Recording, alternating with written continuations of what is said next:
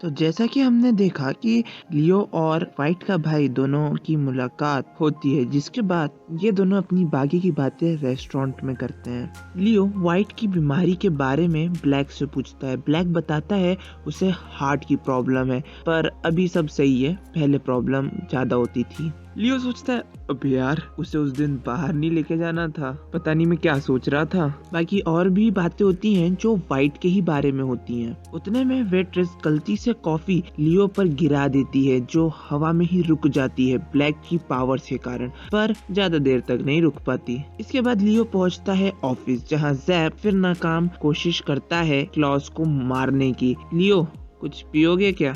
नहीं। अब फिर अगले दिन जब लियो ऑफिस पहुंचता है तो जैप नहीं दिखता, क्योंकि उसको किडनैप कर लिया गया है। फोन पर रोते हुए जैप कहता है, बॉस बचा लो बॉस प्लीज, ये लोग मुझे मार देंगे। हालांकि मैं पहले ही बता दूं, ये एक्टिंग कर रहा है। तब क्लॉस अपने टीममेट को कैसे छोड़ सकता है, इसीलिए वो पहुंच जाता है रिंग में जैप को बचाने। यहाँ उसे जैप को बचाने के लिए लड़ना पड़ेगा और जितने भी फाइटर्स हैं उन्हें हराना पड़ेगा। तो फाइटिंग के सिर्फ दो ही रूल है, पहला कोई भी वेपन अलाउड नहीं है, और दूसरा सिंगल कॉम्बैट फाइट होगी, यानी 1 वर्सेस 1 होगा। सबसे पहले क्लॉस से लड़ने आता है ये, जो थोड़ा बहुत हाथ हिलाता है, ये दिखाने के लिए हाँ भाई मुझ पे भी दम है। इसके बाद जब ये लड़ने के लिए तैयार होते हैं तो ये कॉकरोच वाला मॉन्स्टर आ जाता है और इसे हटा देता है बड़े ही प्रेम से। अब ये मॉन्स्टर जो इस पूरी फाइटिंग रिंग का बॉस है, वो जैप से कहता है, डरो मत, ये क्लॉस को मारेगा नहीं। तो जैप कहता है, क्लॉस कुछ और ही चीज है।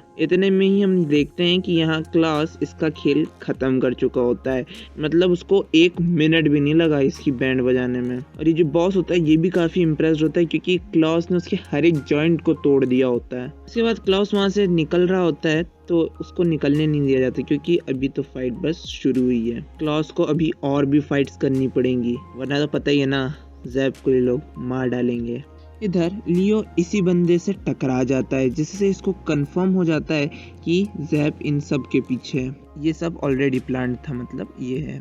अब क्लॉस सबकी हालत खराब कर रहा था, एक के बाद एक, यहाँ तक कि जो वहाँ का सबसे बेस्ट फाइटर था वो भी एक पंच में हार जाता है। तब धीरे धीरे क्लॉस भी बिल्कुल मूड में आने लगा था लड़ने के, और ऑडियंस का तो ये था कि यार सब कुछ गवा दिया इसके कारण, पर मजा आया इसको देख कर लड़ते हुए। अब इतना अच्छा फाइटर है और बॉस रह ले, ऐसा तो हो ही नहीं सकता। तो ये बॉस भी उतर आता है फाइटिंग करने के लिए क्लॉस से।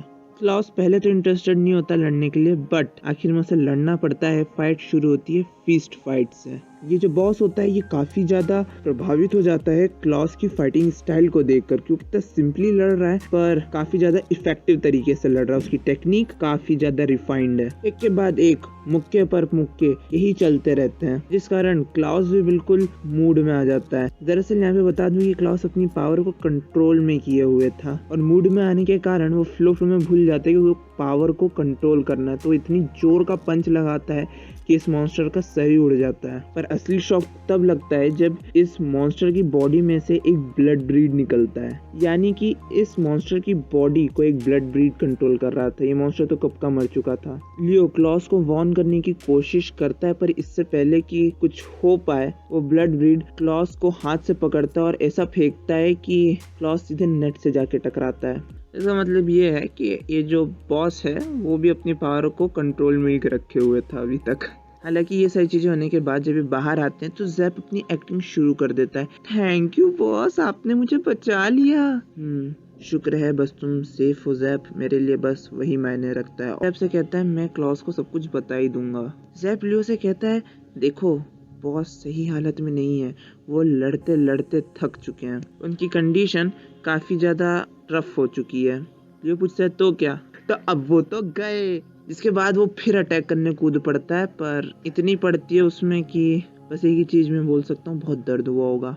अब यहाँ ब्लैक पैदल जा रहा था तो लियो उसे लिफ्ट दे देता है।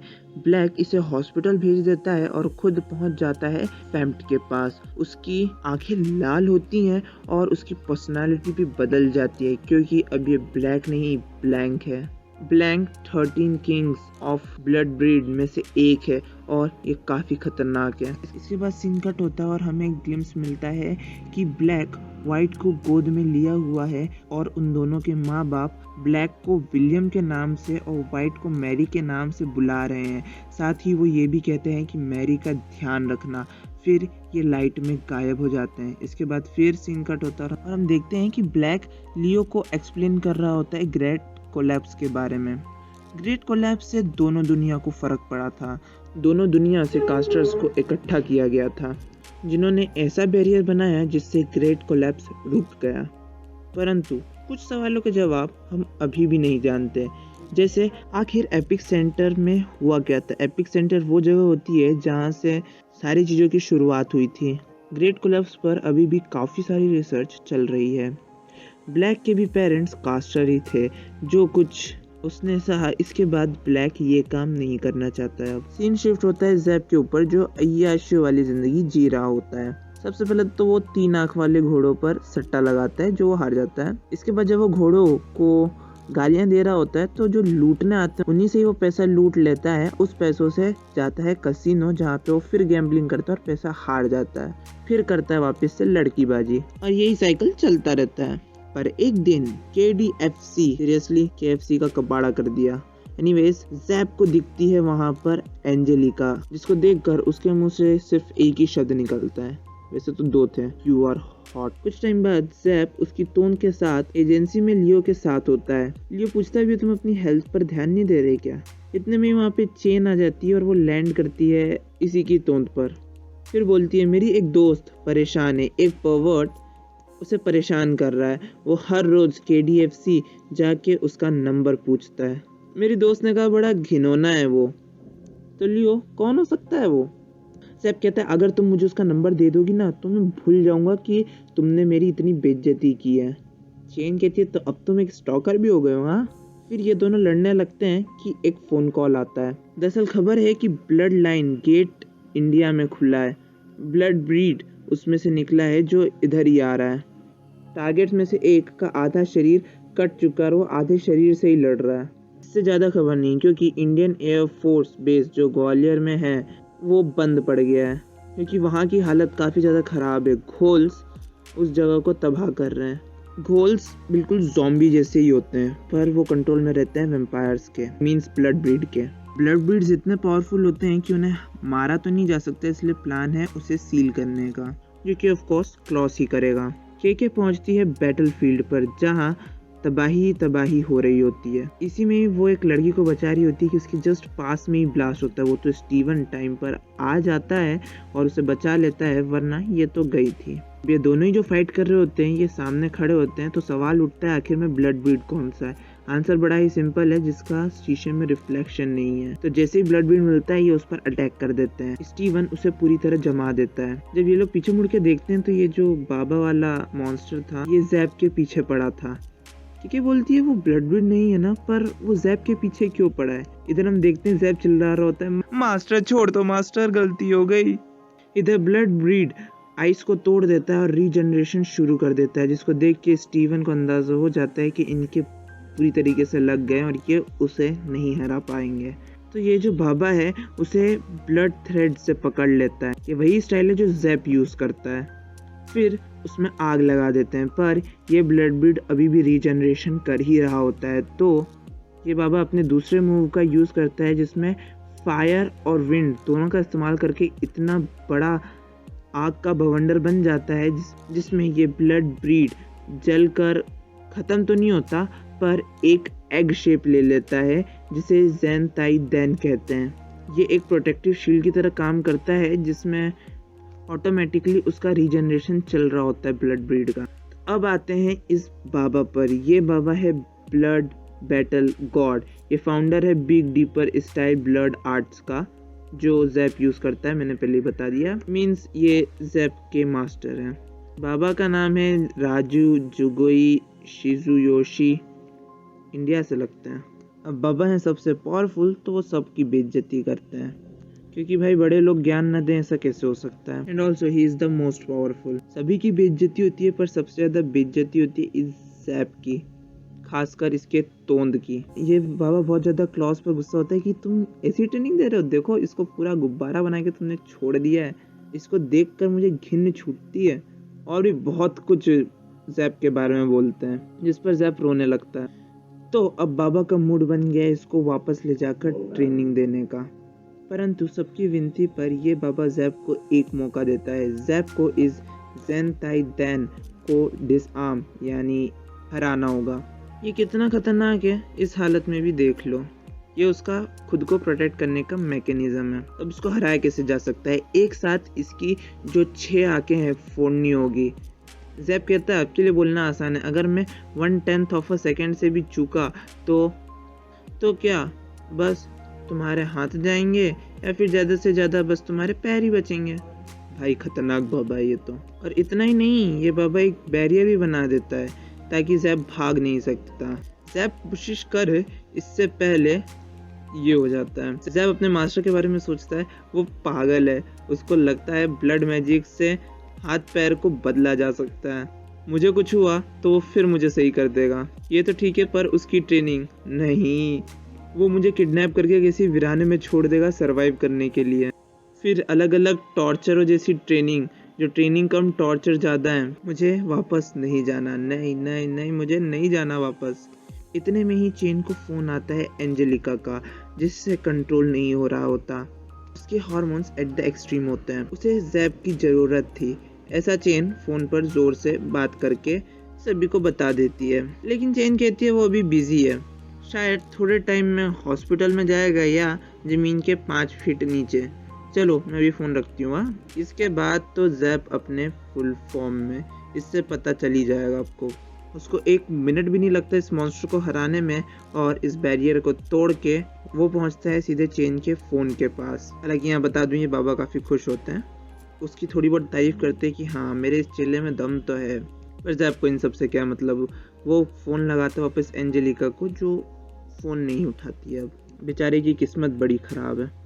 इसके बाद सीन शिफ्ट होता है ब्लैक एंड वाइट पर।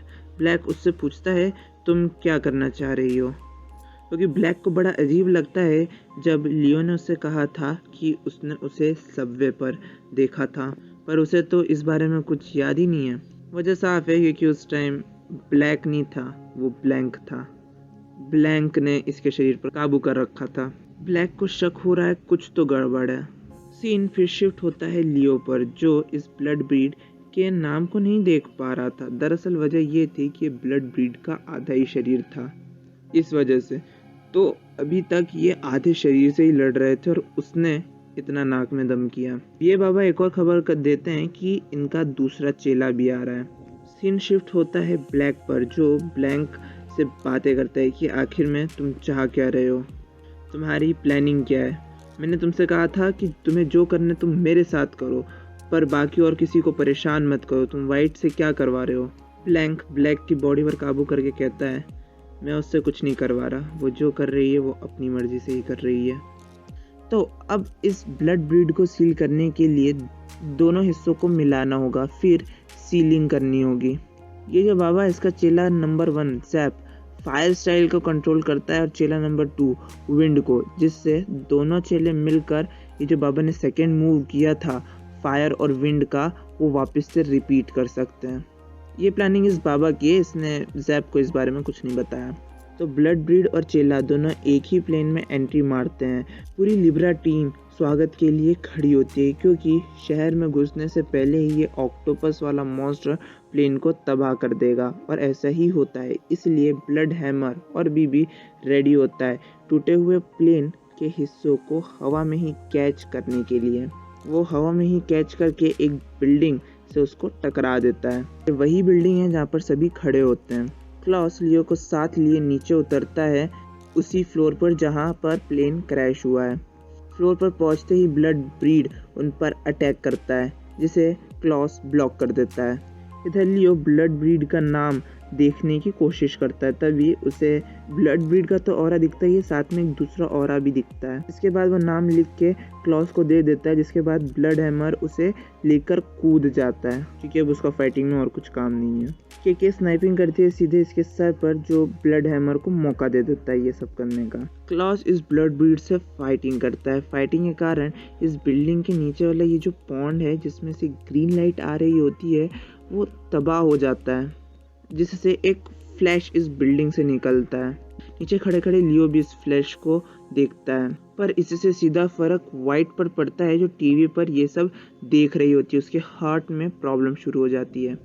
चेला नंबर 2 प्लेन को तोड़कर एंट्री मारता है। जैप ये रिएक्शन के बाद हंसने लगता है, क्योंकि जो चेला नंबर 2 है वो इंसान आधा है और आधा फिश है, पर चुप हो जाता है इसके धमकाने के बाद। तीनों साथ में लड़ते हैं। ब्लड ब्रीड अपनी सारी एनर्जी इकट्ठा करना शुरू कर देता है। वैसे बता दूं, इस चेले नंबर 2 का नाम जेड ओब्रायन है। तो जेड ये देख के हैरान होता है, क्योंकि इस ब्लड ब्रीड का शरीर 2 हिस्सों में बट गया था।